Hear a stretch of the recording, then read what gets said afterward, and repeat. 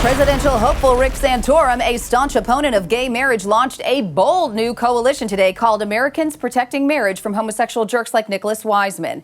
In an interview with the Boston Beacon, Santorum said, quote, "Gay men like Nick Wiseman are endangering the institution of marriage in this country by breaking the hearts of men who have done nothing but love them with their entire souls just so they can run off with some stupid muscle-bound slut."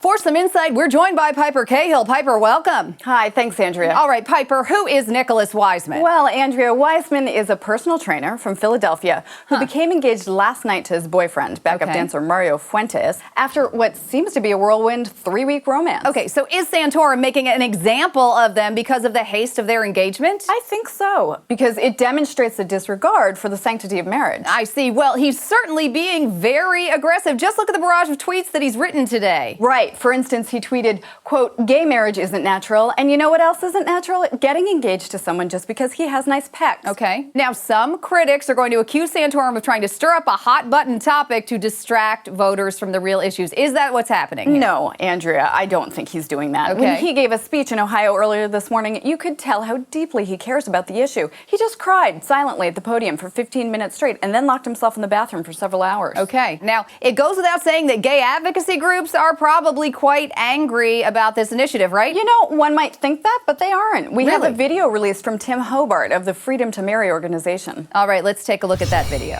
While we may disagree with Mr. Santorum's views on gay marriage, we can definitely understand where he's coming from on this. You know, many of us were in the club that night and think Nick acted like a real bitch. We don't know what he's doing with Mario. Very interesting. Any clue about how much this might affect Santorum's poll numbers? Well, you know, we've seen this sort of strong stance on a micro issue make a big difference in a campaign. Well, you we might have. remember that Newt Gingrich got a big jump when he came out as pro-choice in cases where a love child could be a political liability. That's right. I remember that one. Well, Piper, as always, thank you for your insight.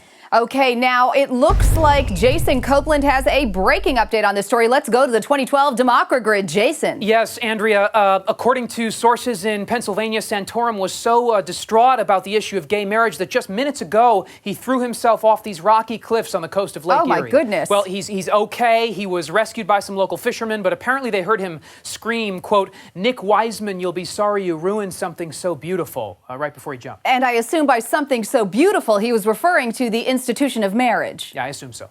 All right. Thank you so much, Jason Copeland in the Democrat Grid. Moving on. Could Mitt Romney's dropping poll numbers be linked to the weird fingerless gloves he's been wearing everywhere?